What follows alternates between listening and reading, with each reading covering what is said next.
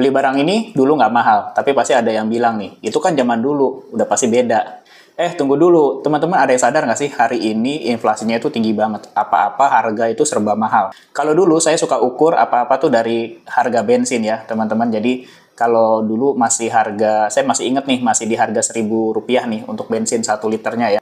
Uang 50.000 itu masih kerasa banget nih, kita masih pegang tuh masih banyak lah ya, istilahnya seperti itu. Di zaman itu, uang 100.000 kalau kita pakai pacaran ya, itu masih ada kembaliannya, masih sisa banyak. Terus juga kalau misalkan kita mau beli bensin mobil nih, kita isi 30.000, itu udah banyak banget. Bisa Jakarta Bogor, pulang pergi, masih ada sisanya lagi. Nah sekarang uang 30.000 jadi apa nih teman-teman? Kalau kita mau naik mobil, udah nggak bisa ya ngisi bensin 30.000. Jadi 30.000 hari ini kita cuma bisa dapat bensin 3 liter lah ya. Karena 1 liternya kan 10.000 kalau untuk bensin yang pertalite yang biasa ya. Jadi ya cuma bisa naik motor hari ini. Dulu bisa keliling-keliling pakai mobil, sekarang cuma bisa pakai motor.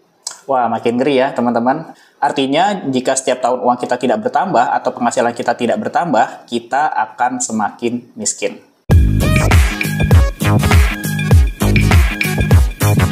Ini UMR Jakarta sudah 5 juta rupiah. Ada yang senang, ada yang khawatir. Kalau saya tim yang khawatir nih teman-teman.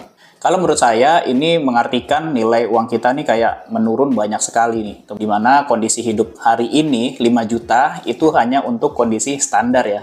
Padahal uang 5 juta ini kalau misalkan kita flashback ya ke belakang ya, 5 tahun, 10 tahun ke belakang, kita punya uang 5 juta atau penghasilan 5 juta, itu besar banget nih. Di daerah lain mungkin masih di bawah ini ya, tapi karena saya lingkup kehidupannya di daerah Bekasi, Jakarta ya, kita pakai bahasan yang di Jakarta ya. Nah, terkait dengan ini saya mau coba flashback nih. Pada saat 10 tahun ke belakang ya, itu di tahun 2014. UMR pada waktu itu masih di angka 2 jutaan ya, atau 2,4 juta rupiah. Di tahun itu pun rasanya kayak apa ya, nggak ada kayak selisih sepele lebih ya. Jadi kalau ada orang atau pegawai, karyawan gitu ya, penghasilannya pas di segitu, ya hidupnya pas-pasan banget gitu. Kalau misalkan punya utang ya mungkin bisa minus gitu ya. Tapi kalau seandainya tidak punya pengeluaran yang berlebih atau tidak punya utang ya itu udah sangat irit-irit banget deh ya punya penghasilan segitu. Dan sekarang coba kita bayangkan ya teman-teman, bagi teman-teman yang penghasilannya nggak naik nih, mungkin ya dulu udah sempat penghasilannya 5 juta sebelum UMR-nya sebesar sekarang gitu ya. Artinya apa? Kalau penghasilan kita nggak naik, masih segini juga gitu ya, atau masih 5 juta juga, ya udah kita berarti tambah miskin karena harga-harga semuanya udah pada naik gitu, inflasinya udah tinggi banget. Jadi terkait dengan ini kadang-kadang saya ingin menyampaikan ya, atau mungkin merimain pada teman-teman semua atau yang nonton channel ini ya.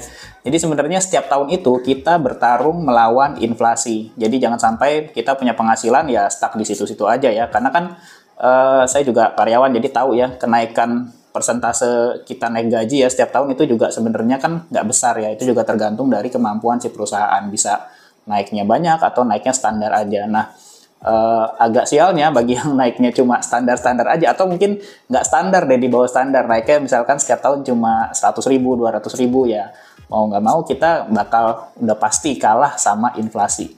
Dengan ini kalau saja ya dulu saya paham emas lebih awal, pasti saya punya tabungan emas akan jauh lebih banyak nih dari hari ini ya, karena zaman dulu itu masih apa ya, literasi edukasi itu mungkin masih aksesnya masih terbatas ya, tidak seluas sekarang. Sekarang kan macam-macam kita bisa dapatkan edukasi ya, bisa dari online, dari offline, terus juga sekarang banyak platform-platform investasi, jadi itu memudahkan sekali. Karena gini nih teman-teman, kalau misalkan kita baru kerja ya, kita kan masih hijau nih, belum ada pengeluaran yang berat gitu ya, belum ada beban-beban yang berat ya. Ini secara umum aja ya, kalau misalkan kayak yang dari keluarga generasi sandwich ya mungkin itu beda lagi ya, tapi saya mau nyampaikan ketika kita masih awal kerja, kita masih belum banyak pengeluaran, seharusnya kita bisa nabungin emas itu banyak ya. Kalau saya mungkin punya bayangan harusnya dulu separuh gaji saya belikan emas batangan nih gitu ya. Jadi kalau saya konsisten seperti itu, dulu itu harga emas itu masih murah ya, kayaknya zaman-zaman saya masih kerja berapa ya, tahun 2010 mungkin masih 100 ribuan ya, atau di bawah 100 ribu gitu. Dan kalau saya nyimpen dari dulu sampai sekarang, waduh nilainya udah lumayan banget, dan sekarang sudah masuk di 1.300.000 rupiah untuk 1 gram. Terkait dengan ini saya jadi penasaran nih, berapa sih nilai inflasi yang ada di Indonesia? Kalau misalkan saya cek di Google ya, ini teman-teman mungkin boleh googling sendiri ya. Inflasi Indonesia itu di tahun 2023 ini berdasarkan dari data BPS ya, Badan Pusat Statistik, itu tercatat rendah sebesar 0,41%. Ini bulan ke bulan ya. Jadi sehingga inflasi di tahun 2023 menjadi 2,61% untuk per tahunnya ya, atau year on year. Nah, sekarang berapa persen inflasi Indonesia di tahun 2024? Kita googling lagi nih ya teman-teman, jadi biar gampang aja, bisa teman-teman cari sendiri. Di sini saya dapatkan untuk di tahun 2024 terakhir ya, di inflasi ini di bulan Mei itu berada di angka 2,84%. Oke, sekarang kita coba cek pertumbuhan harga emas berapa sih setiap tahunnya. Karena saya agak nggak yakin nih teman-teman, bener nih yang disampaikan pemerintah sekian gitu ya, masih di bawah 3%, saya nggak percaya karena harga-harga tuh udah, aduh ngeri banget ya. Sekarang paling gampang gini deh, pegang uang 500.000 deh, bisa bertahan berapa lama? Coba ya, jawab sendiri atau nanti tulis di kolom komentar, berbagi pengalaman. Nah sekarang kita coba cek harga emas ya, ini balik lagi nih, saya googling aja ya. Kenaikan emas itu berapa sih setiap tahunnya? Nah, ini berdasarkan dari googling nih, saya dari websitenya bareksa.com. Kenaikan rata-rata harga emas itu 12% per tahun. Ini outlook yang ada di tahun 2023. 12%. Jadi, kalau tadi inflasinya masih di bawah 3%, ya otomatis berarti harga emas atau pertumbuhan emas ini sudah jauh di atas inflasi ya. Jadi, terbukti emas itu lindung nilai. Nah, sekarang saya coba mau cek lagi ya. Biasanya saya kalau ngecek harga emas itu ceknya harga emas dunia di situs www.goldprice.org. Ini kebetulan saya tag data di tanggal 16 Juni 2024. Kita bisa lihat ya. Di sini lengkap sekali datanya, mulai dari data harian, 30 hari, 6 bulan, 1 tahun, sampai 20 tahun. Nah, kita ambil yang 1 tahun ya. 1 tahun harga emas ini pertumbuhannya 17,55%. Wow, jauh sekali ya. Jadi udah di atas inflasi, di atas data yang tadi saya dapat dari Bareksa ya.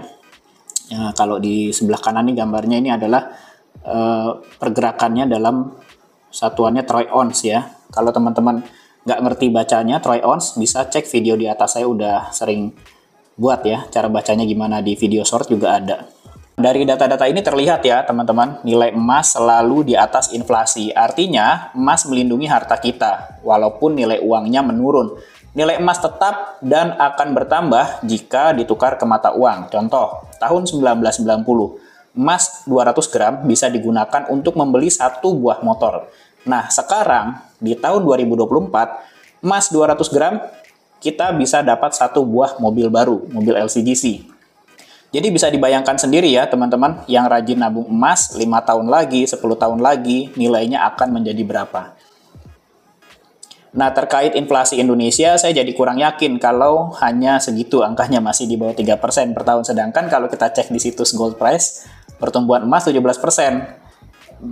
Jangan-jangan realnya di atas 10% nih teman-teman. Karena gini ya teman-teman, uang 500.000, 1 juta itu hari ini kerasa cepet banget habisnya. Hidup di zaman sekarang kalau nggak pinter-pinter hemat uang, ya nggak akan cukup. UMR 5 juta aja itu orang hidupnya udah pas-pasan. Apalagi kalau punya cicilan dan pengeluaran lainnya. Dampak yang paling umum kita rasakan, beli makanan deh, misal beli sate kambing ya, biasa 1 porsi 35.000, ini untuk yang kaki 5 biasa ya. Dulu dagingnya masih tebel-tebel, agak besar gitu ya, tapi sekarang kalau kita beli makin tipis. Atau misalkan snack momogi yang dulunya besar, sekarang mengecil. Di industri otomotif, material bodi mobil zaman dulu dengan yang ada sekarang itu berbeda ya, terlihat lebih kokoh mobil zaman dulu. Ketok aja deh itunya. Bodinya ya, pintunya atau kapnya kita ketok aja. Mobil sekarang lebih tipis, mobil zaman dulu rata-rata kokoh. Ini adalah bagian dari strategi bisnis untuk bertahan hidup. Karena jika dinaikkan harganya, bisa jadi omset dari perusahaan itu menurun. Mau nggak mau, harga sama, tapi ukurannya diperkecil. Belum lagi ditambah kondisi ekonomi goyang. Banyak terjadi PHK, cari kerja semakin susah, dolar semakin kuat, rupiah semakin lemah. lama-lama kemungkinan harga dolar itu bisa masuk di angka 17.000. Di masa depan bisa jadi hidup kita akan semakin sulit. Buat teman-teman yang nabung uang di bank, siap-siap aja makin miskin karena nilainya menurun dan kita nggak tahu ke depannya akan seperti apa. Kayaknya akan semakin memburuk. Dari yang saya pelajari, tetap saja satu-satunya penyelamat harta kita itu adalah emas karena nilainya stabil, cenderung selalu naik, dan dia nilainya bertumbuh di atas inflasi. Selain itu, pada saat kondisi ekonomi memburuk, nilai emas malah tetap naik. Nah, sekarang solusinya apa nih? Gimana caranya biar kita nggak kalah sama inflasi? Pertama, teman-teman bisa perbanyak nabung emas, terutama yang seperti saya ya, sukanya yang aman-aman aja. Dan juga cocok untuk anak fresh graduate nih, mumpung belum banyak beban ya, belum banyak cicilan, belum banyak pengeluaran, perbanyak nabung emas dari sekarang. Jadi kalau misalkan kita punya gaji, ya kalau nggak bisa separuhnya, 20% tabungin di emas. Lalu berikutnya nih, yang kedua, sarana untuk berinvestasi emas itu udah banyak banget ya teman-teman. Jadi sekarang bisa kita beli emas fisik dengan gramasi yang kecil sampai yang besar, terus juga ada emas digital, silakan digunakan keduanya. Atau misalkan ada yang nggak pro dengan emas digital, ya sudah emas fisik aja. Disesuaikan dengan kemampuan teman-teman. Lanjut, yang ketiga, bagi teman-teman yang karyawan, wajib banget nih kita harus punya penghasilan tambahan atau penghasilan sampingan. Bisa banyak hal yang kita lakukan ya, karena saat ini akses untuk mencari uang itu sudah terbuka luas banget ya. Jadi kayak misalkan kita bikin konten, live TikTok gitu ya, itu bisa dapat uang. Nah sekarang yang terakhir nih, jika punya target, langsung aja fokuskan target kita ke gram emas. Artinya langsung kita konversikan ke gramasi emas. Kenapa seperti itu? Karena target gram emas itu ibaratnya kita mengunci nilai hari ini. Dan pada saat tujuan kita sudah tercapai, malah gramasi emas yang dibutuhkan itu menurun. Nah, terkait dengan ini saya punya contohnya nih. Paling mudah saya ambil contoh untuk kebutuhan biaya haji. Nah, di sini saya punya tabel ya, biaya haji versus harga emas Antam 10 tahun terakhir. Teman-teman bisa lihat ya, dari bawah dulu deh, dari tahun yang 2014 ya, ini langsung lengkap-lengkap aja gitu ya. Jadi tahun 2014 itu biaya haji Rp33.799.000. Kalau di harga emas Antam itu masih per gramnya di 550.000, setara 62 gram. Lalu naik lagi tahun 2016. Kebutuhan naik lagi ya, harga naik lagi nih. Ini kena inflasi nih. Nilai rupiah naik. Butuhnya untuk tahun 2016 itu 34.127.000. Nilai harga emas Antam per gramnya 567.000 dan itu setara 60 gram. Lalu lanjut lagi 2018. 35.240.000, harga Antam 658.000, setara 51 gram. 2022 49.812.000, harga emas Antam 987.000, setara 50 gram. 2024 makin naik lagi harganya ya, 58.498.000. Harga emas Antam sudah masuk di angka 1,2 jutaan ya. Situ setara 48 gram. Nah, teman-teman bisa lihat sendiri ya, gramasi yang dibutuhkan menurun, jumlah uang yang bukan jumlah uang ya, nilai rupiahnya itu semakin naik. Jadi bisa lihat ya bagaimana emas Antam atau emas ini melindungi nilai harta kita. Nah, kurang lebih seperti itu ya teman-teman. Mudah-mudahan dari apa yang saya sampaikan ini dapat membuka wawasan serta pengetahuan untuk teman-teman semua. Terutama untuk nabung emas. Karena gini ya teman-teman, mau investasi di instrumen manapun itu bebas, boleh semuanya dilakukan, tapi jangan lupa tetap kita wajib punya emas sebagai underlying atau proteksi dari instrumen investasi yang kita lakukan. Sampai ketemu lagi di konten menarik kita berikutnya, hanya di channel Mufid Indonesia, tempatnya untuk cari ilmu. Halo Mufidners, mau ngingetin nih, sekarang kita sudah punya produk emas sendiri, yaitu Mufid Gold.